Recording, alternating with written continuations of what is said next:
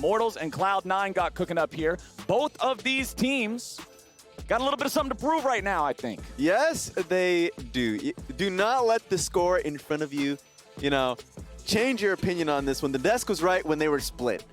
Last time IMT went up against Cloud9, first of all, the Renekton is a right band because it was Perks' Renekton the last time they played out. Didn't look too good. It was going up against Immortals, and it was Insanity that had really a standout performance, got himself an MVP, what was actually just a very standard win.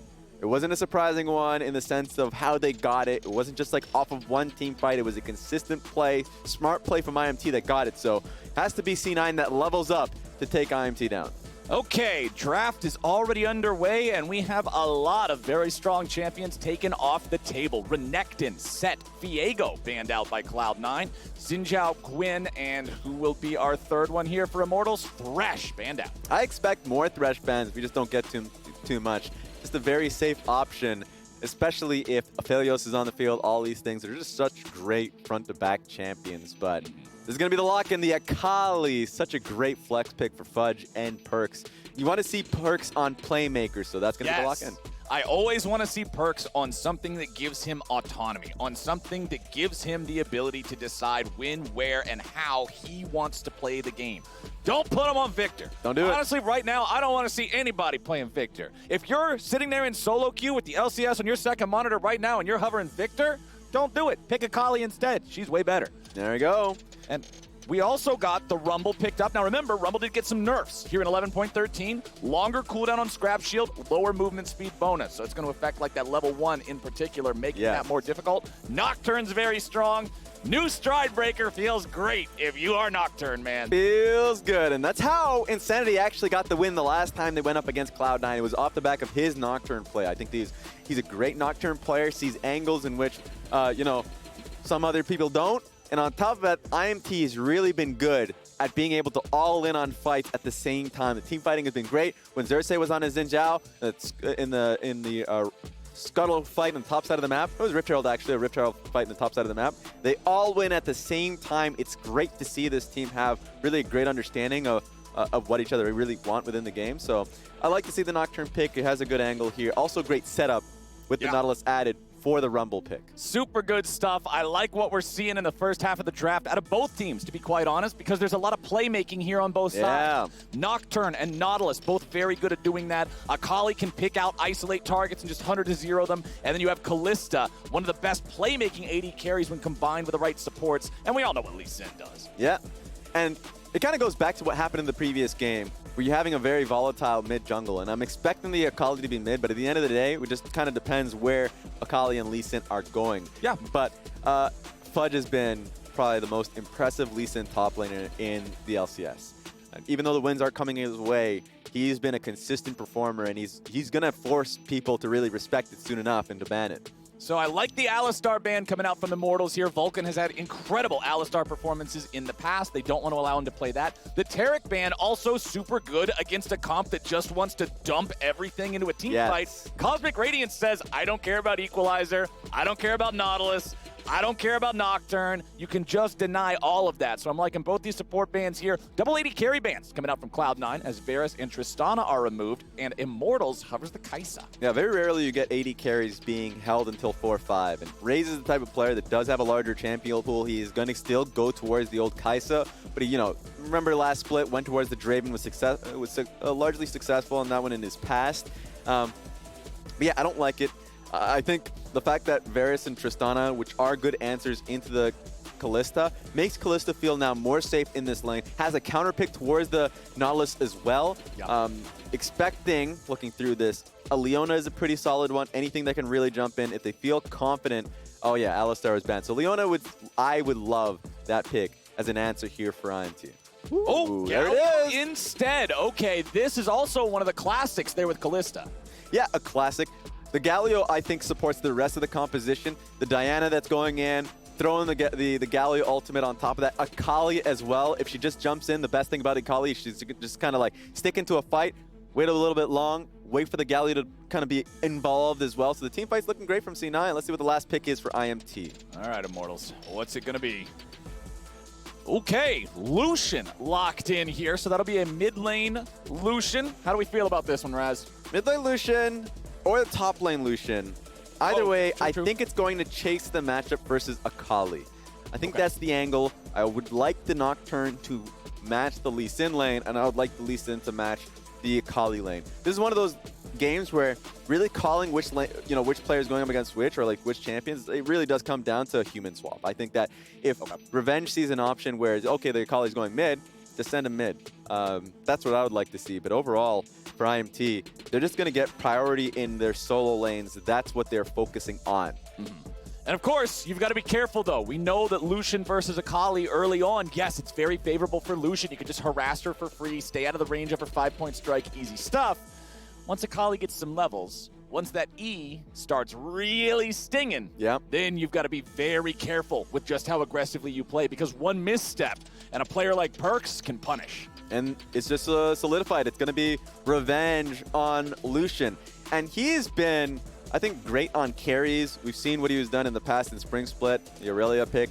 I know last week was pretty damn unlucky going on the Aurelia and going up against basically a 2-0 Gnar after the blue buff area team fight. That one sucked, and he still was kind of still getting advantages in his own lane. So I just love seeing Revenge on carries, and he's going to be able to try the Lucian now.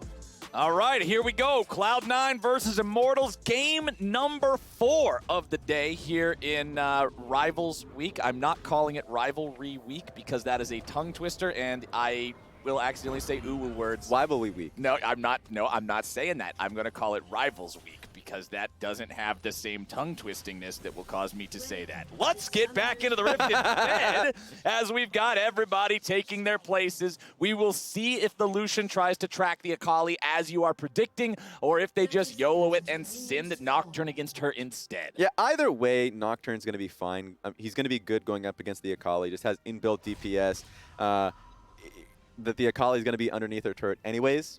So the only question is going to be largely around topside. Lee Sin and Diana versus the Rumble and Lucian doesn't sound too good for the Rumble. In general, Rumble is just going to want to not be a part of these early fights.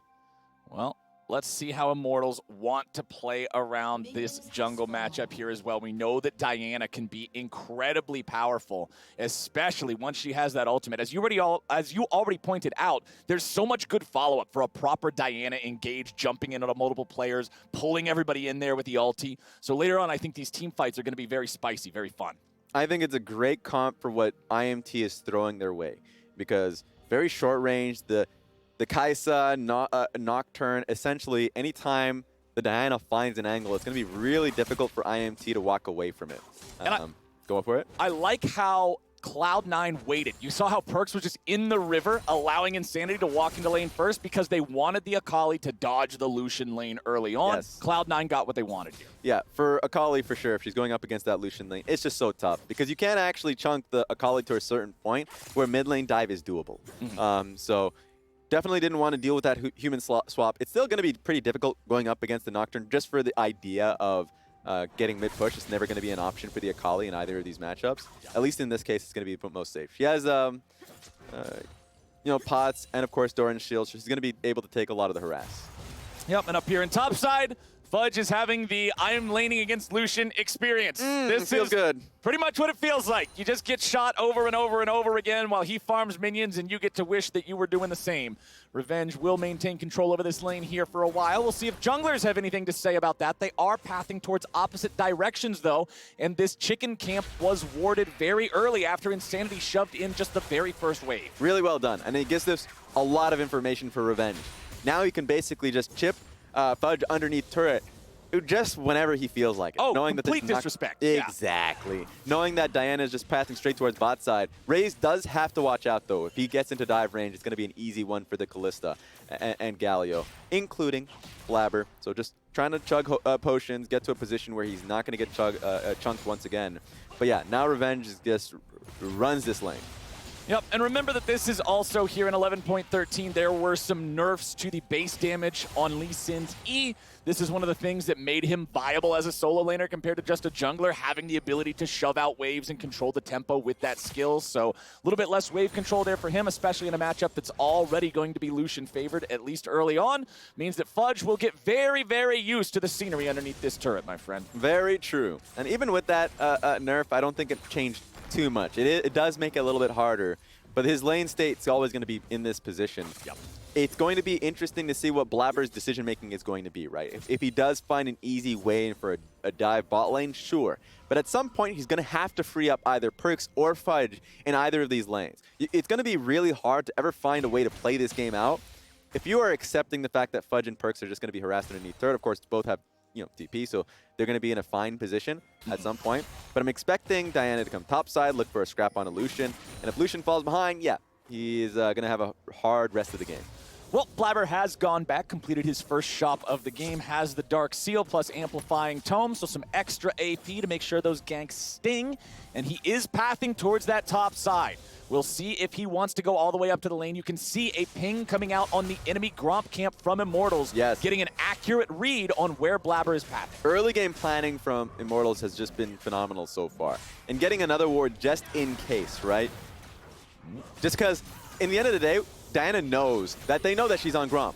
So if she tries to, like, duck bot side, expecting, hey, you know what, she's going to respect me now, right? Well, there's another ward there, TP coming through. Speaking of respect, Raze is having to run all the way away as the teleport comes in from Perks trying to make a move. It does not work for the kill, but they get 3 summoner spells out of it at the cost of 3 of their own. All right, it looks like they're trying to force Akali to go the long way here or face some pain. Oh, Perks face checking there.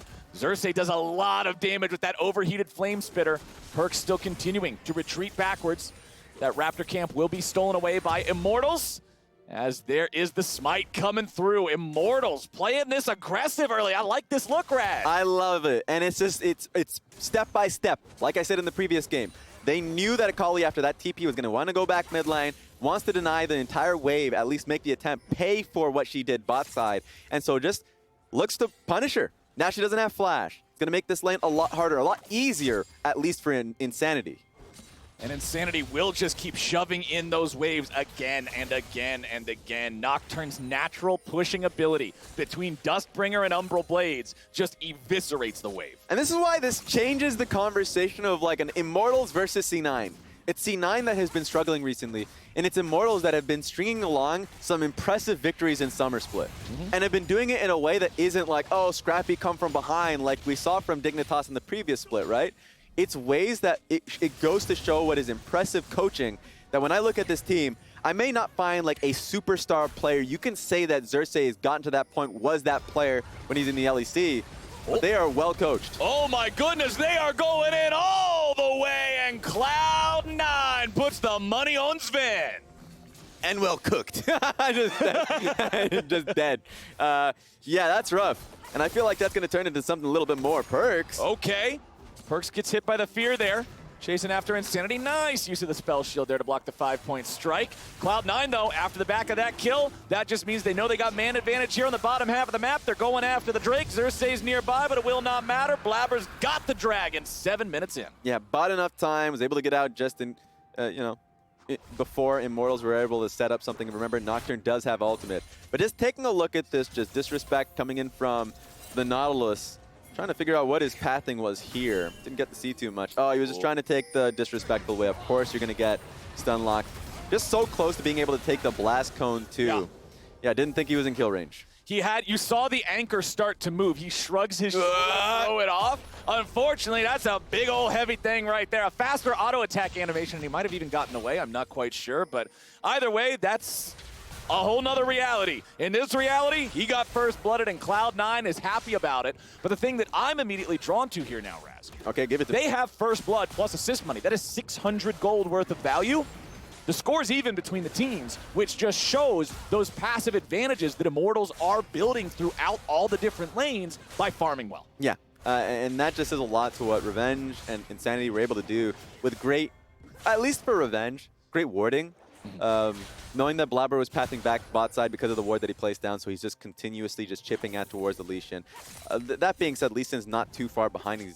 This big wave is going to hit Lucian, but is still doing well considering the matchup. But the one thing I am scared about is the fact that you mentioned Sven having that one kill, now starting to get the lead that he was having in the bot side, getting the early dragon as well, and the next one is going to be Cloud, so it is going to be an influential soul. Yeah. So Cloud9 does have a pretty clear win condition that Immortals have to be aware of. A powerful defensive tool, no matter which one of the two, Ocean or Mountain Soul, shows up. Very, very scary stuff. And also, both of those souls complicate the map, too. Remember, Ocean Soul means we're going to have a lot more brush for champions like Akali and Diana and Nocturne to play around, right? Mountain Soul means you're going to have more walls for those isolated targets or big Rumble ultis. So either way, this will be a spicy one, as Blabber will pick up another Scuttle Crab here for his team. Xerxes not concerned with those small potatoes, though. He wants the big one, and he's going after the Rift Herald. I think he's going to have to walk away from this. Yeah, Fudge is here to stop him. It's not going to work. Yeah, this is great if you know that the enemy team doesn't have vision. You know, bot lane is becoming hard now for Immortals, so they don't have control there. It's going to be Vulcan that gets first push. Vulcan was already seen on mid lane on that path up, so like Xerxes was like, oh damn, I guess they have a ward. I have to kind of push this to the side. And it's going to be C9 that have the first touch on this one. Let's see if Xerxes goes for it again. It would be really risky for him to do that. Well, for now, he'll just wait, see if maybe Cloud9 try to force something. He's there to find the counterplay. Back here in mid lane, Perkz doing a great job staying even in CS with Insanity, despite the fact that he's been the one underneath the turret. He's been the one having that extra pressure to make sure you don't miss the CS. He's navigated it wonderfully here on the Akali, and he's making sure he'll be in a great spot come the mid game to be the hero in those fights. Exactly. It benefits C9 that action has not been happening, that the TPs have been used defensively to get back into the lane and just farm up. So for Fudge, who's been, as I said, the best Lee Sin player in the LCS so far, he's been spectacular. He's going to be team fight ready. Same there goes for the Perkz. And so the fact that really it hasn't culminated into a dive from IMT is only going to make it easier and easier for C9 as the game goes on. Cloud9 with that 700 gold lead now, starting to build that up, nullify some of the leads that Immortals was building with their own farm here.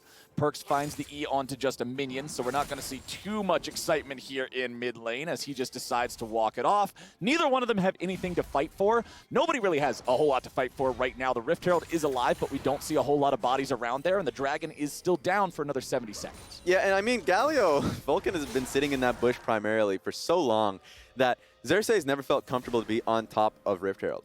If he doesn't see where the support's going to be, that's just a straight int for him to be doing that against a semi-global champion. And so the two control wars that they have on both sides of mid lane has made it very easy for Perkz to play this lane out, not being concerned of, you know, either gank coming in from Xerxes, just the long range Rumble ultimate that comes by and helps out the Nocturne, or even just from Destiny. Destiny has been locked down towards the bot lane. He hasn't been able to do anything because of what's been happening in the matchup and because of the wards.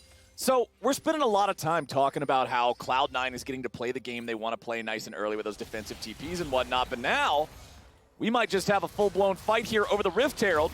Cloud9 are just putting the TY for Leash in there. They're ready to go, but have they gone too far? The damage continues pouring through, and Perkz will barely survive. Insanity coming in from behind, looking for the kill onto Blabber. Finds the fear. Blabber tries to get back out, but that ain't happening. Xerxes nearly killed off, but nearly's not close enough, and Immortals get a 1-for-0.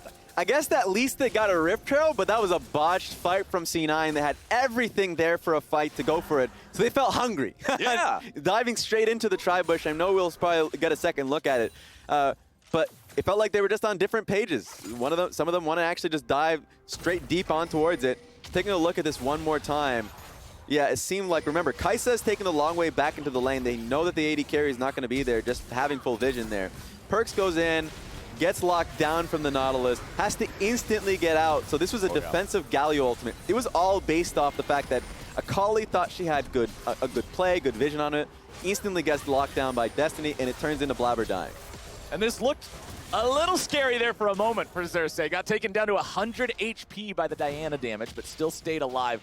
And now back here in top lane, Fudge level 10 versus Revenge. The same here on the Lucian. Has opted for the Gale Force, extra playmaking, extra dodging, extra just mobility. Yes. And that's the kind of thing that I like to see. It lets you make some really stylish moves here in some of these fights. Especially if you're going up against a Diana, which is just front-loaded on her, just her dash-in, right? Like that front-loaded burst that she has, pretty meaningful. So you're just kind of using that defensively in team fights. I think that's going to be pretty important, especially since your only front line is the Nautilus. So it's something that IMT is recognizing here. Nice 3 plates coming out of the charge there from Shelly. Right before the plates are about to fall, Cloud9's making sure they're getting the money. They'll pick up their second Drake of the game now as well, and it's Ocean Soul for this game, right? There it is. And I like that for C9 because these are going to be long, drawn-out fights. They have Galio, they have Diana and Lee Sin.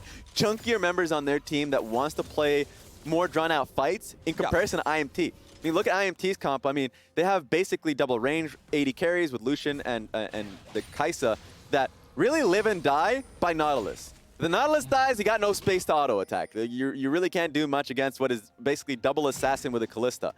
So I think Ocean definitely benefits C9 here. Okay, back up here in the top lane. Everything's just pretty standard. Fudge recognizes the role he has to play, right? True. Sit back, let Lucian shove out the wave, respond to that. So here's what I'm going to ask you, Raz. Hit me. We're talking about, and I got to this point a little bit earlier before the Herald, but then we got interrupted. If Cloud9's been having the game go the way they want it to go here for the first 14.5 minutes, what do we need to see from Immortals before the 20-minute mark to put the ball in their own court? Well, you're seeing the steps right now with the vision that they're putting towards mid to top lane. I want to see that turn into an actual dive. Fudge has been underneath his turret for a good while, unthreatened. I know right now he's full HP, so it's going to be difficult. You need to be able to put in some work if you're Revenge to get him low, like you did in the early portions of the laning phase. Right. But, like, sure, you're getting laning advantages, very small ones, but, like, when you're chipping them down, you do want to convert it into something more. So I think C9 has been doing a great job stopping that, but IMT need to be making active efforts like they are right now to look for it. Okay, Perks is the one pushed up, but remember, man, it's Akali. She's so hard to gank when she's got the dashes and got the smoke.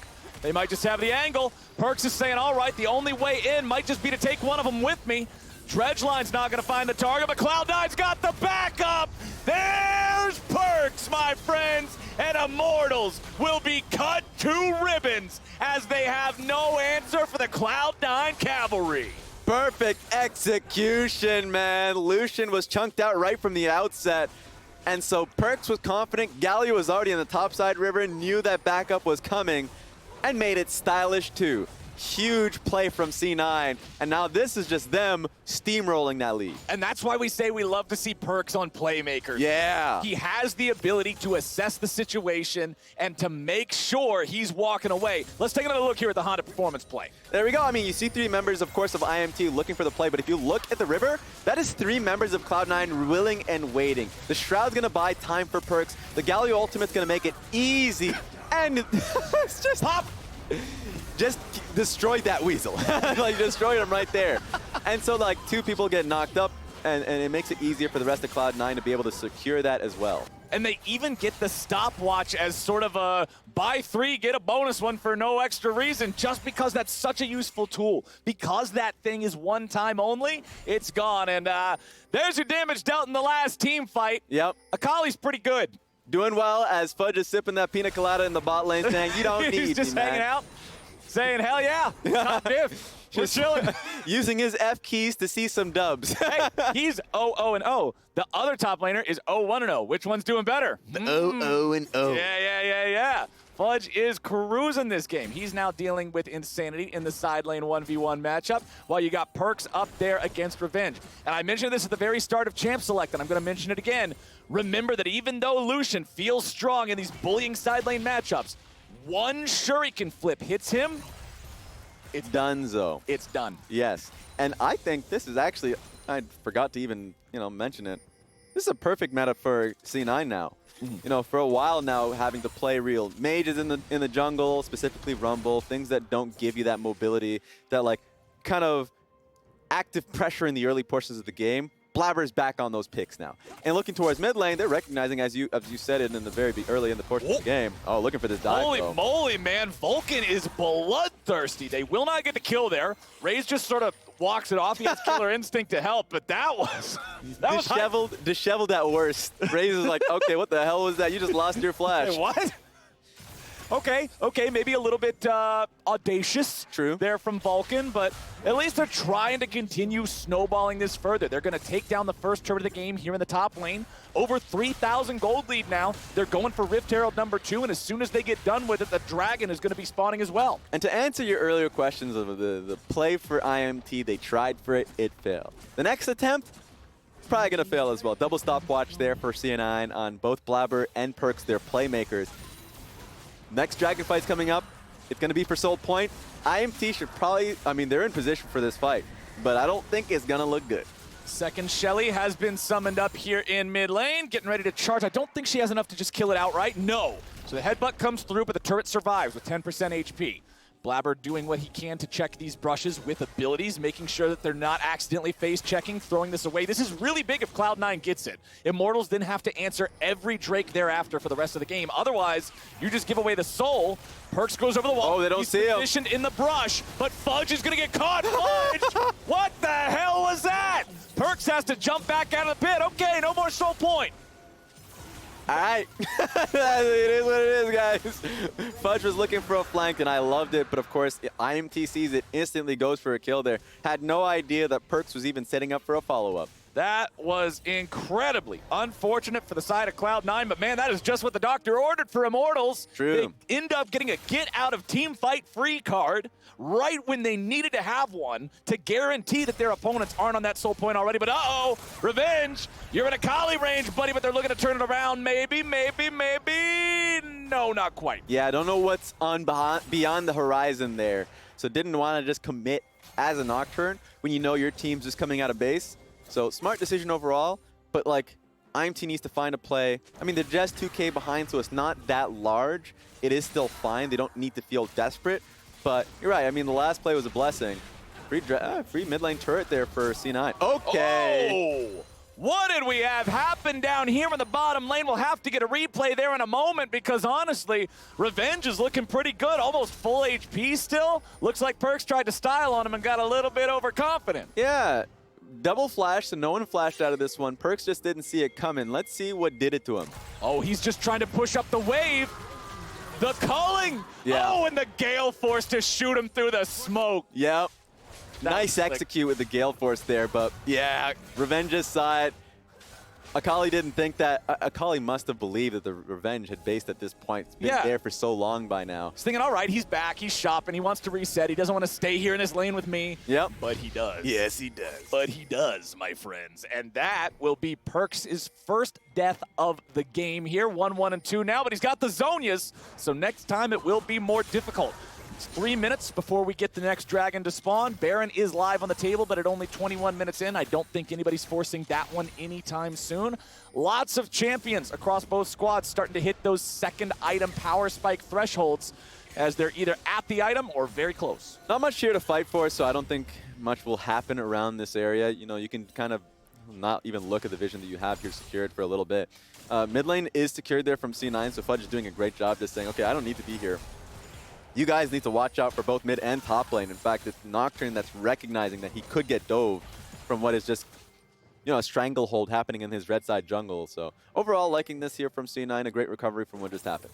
And Perkz will just continue shoving out these side waves, using the mobility to just get out through the safest possible avenue and make sure that he doesn't get picked off. We know how difficult it is to make that collapse on him. We saw it earlier when Immortals went in for the 3v1, and all of a sudden he just gets a kill and walks away. His backup arrives. So Immortals must know whenever they go after him, they've got to be confident. They've got to come after him with both barrels blazing.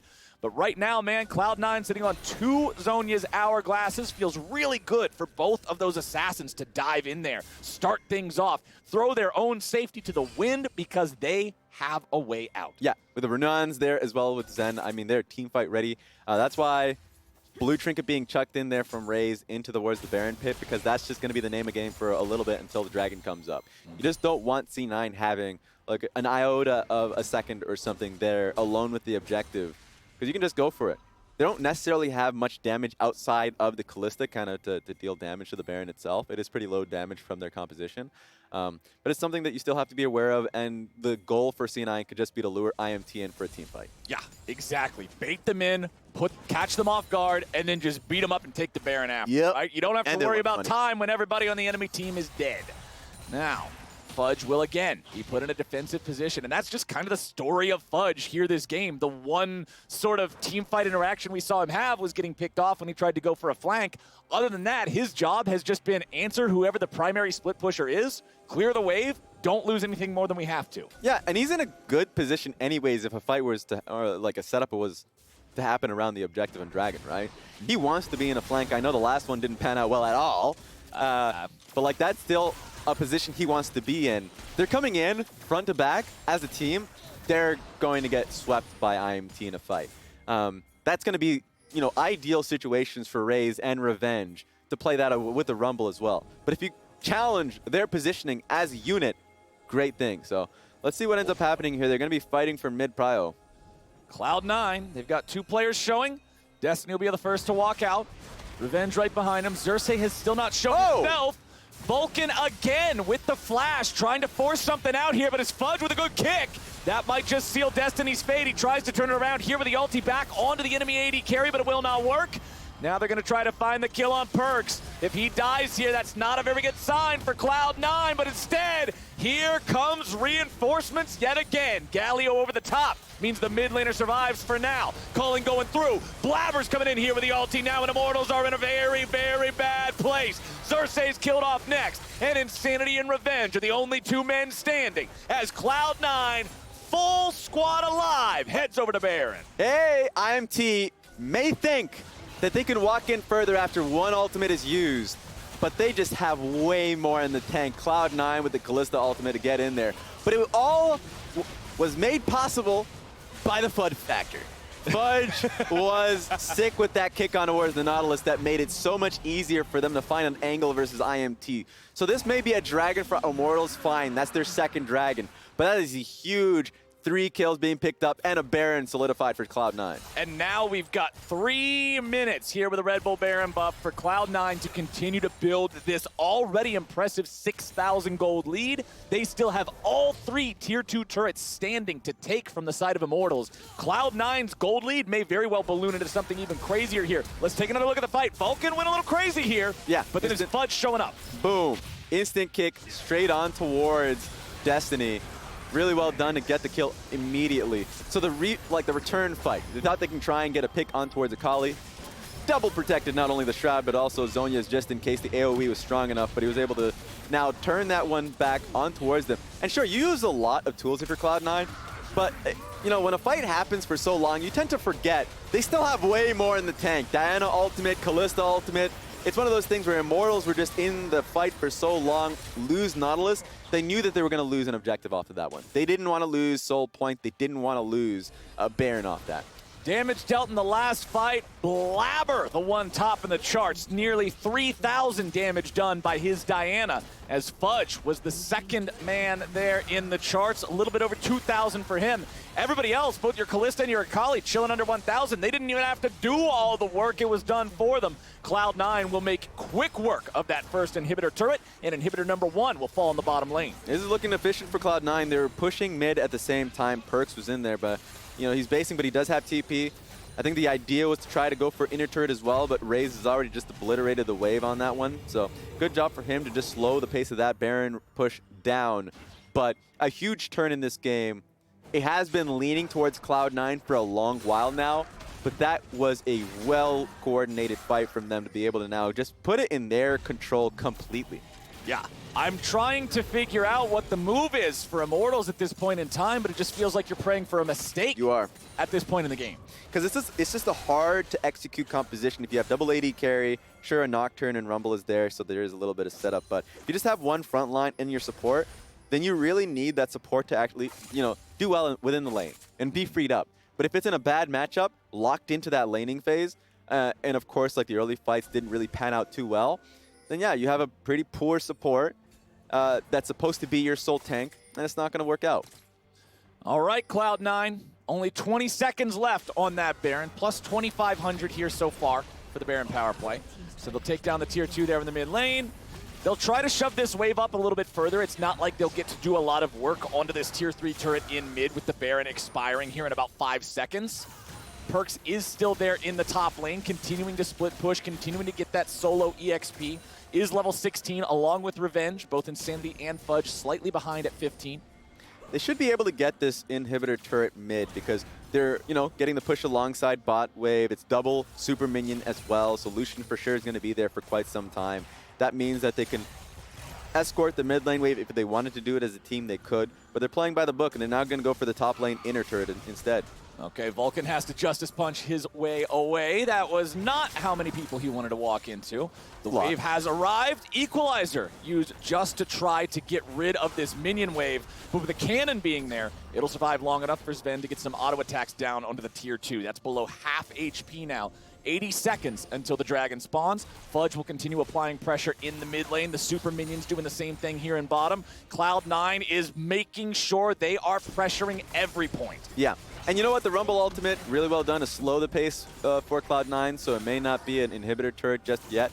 And the Rumble ultimate will be there for the next dragon. If they want to actually fight for Soul Point, it's a low enough cooldown. It's already 3/4, very close to the way there.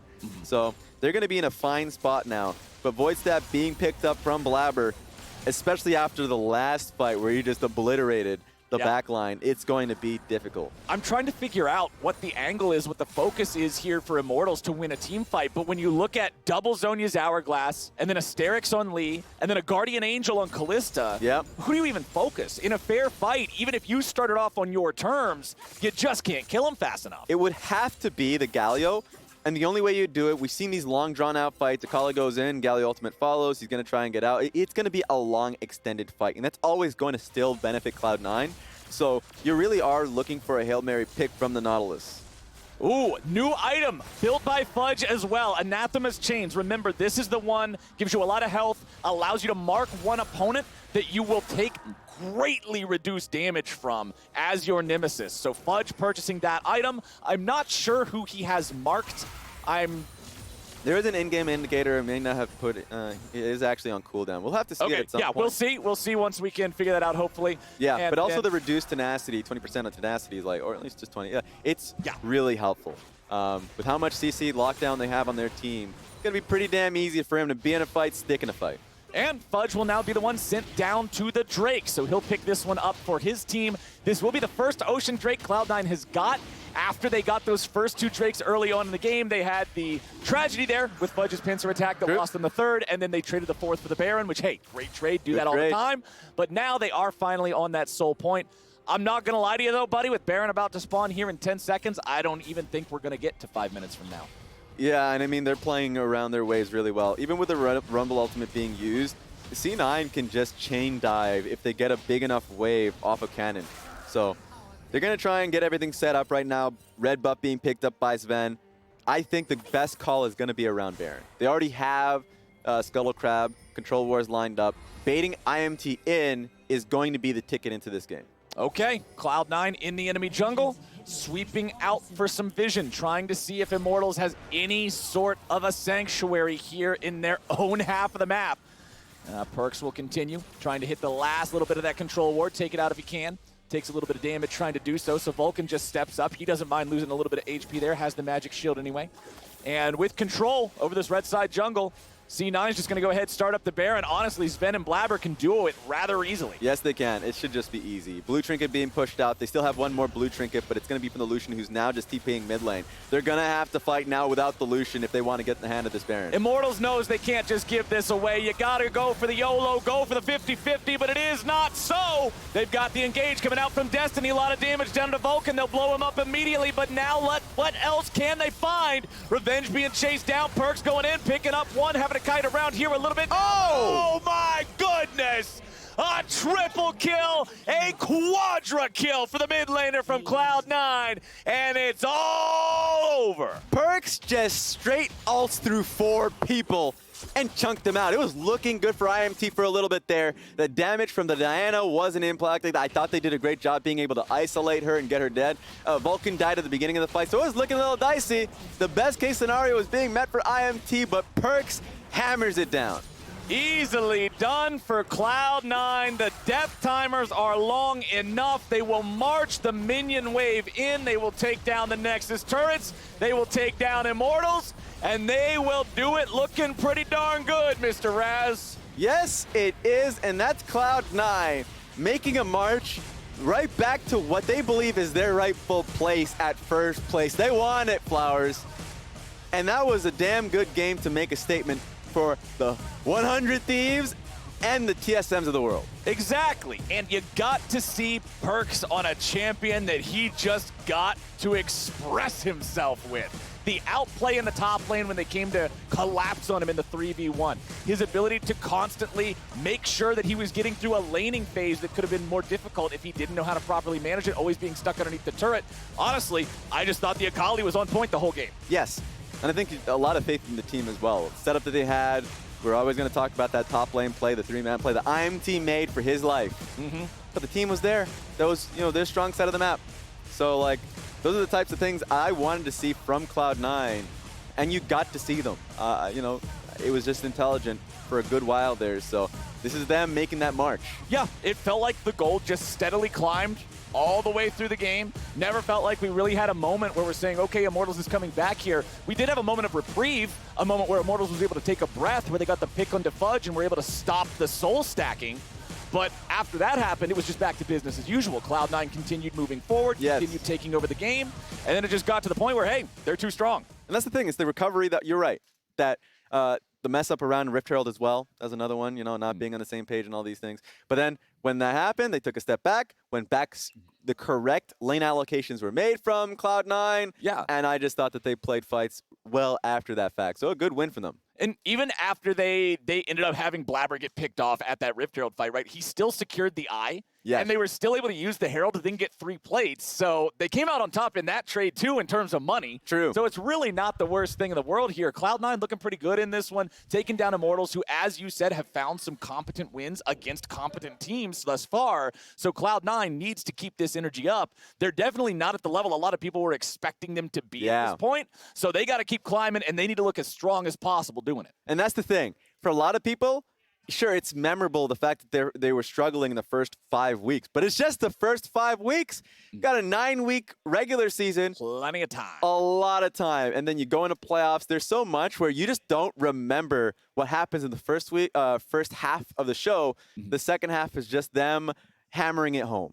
And our player of the game for this one is Vulcan on the support role. We saw him doing some big engages here. A lot of good ultis, too, protecting the team when Immortals tried to go in for the big team fight. He's the one there making sure, okay, heroic entrance on top of Perkz, protect him. Nobody can find a counterattack now. He was where he needed to be. 100%. And I think it was a benefit of what was happening within his lane that he was able to make a move constantly and make an impact before the Alistar could. And I thought he understood that greatly, was always there for his team, and it was a great job overall from him. And with the game all wrapped up now, it's time for us to go to the next step. We're tossing it over to the stage for the Verizon post-game interview.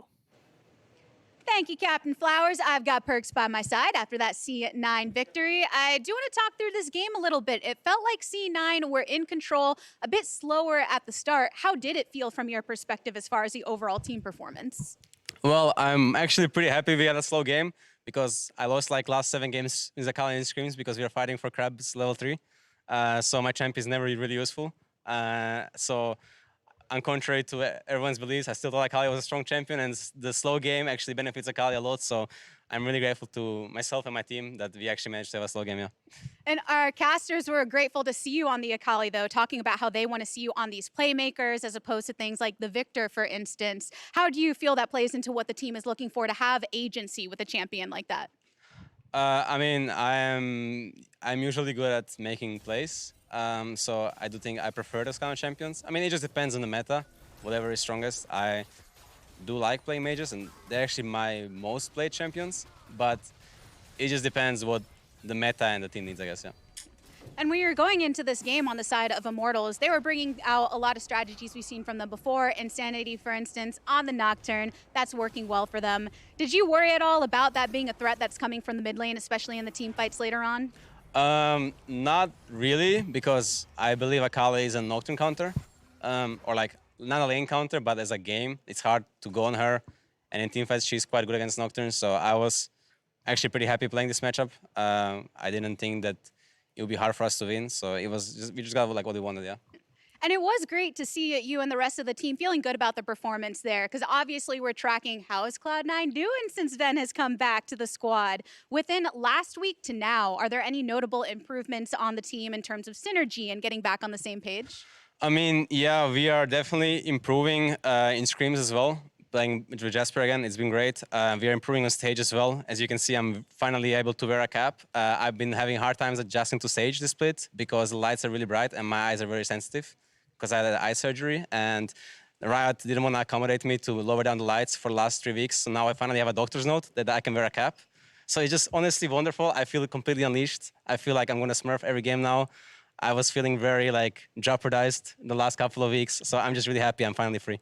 Bringing you into the shadows of your cat brought your performance into the light for everyone here on the stage. Yeah.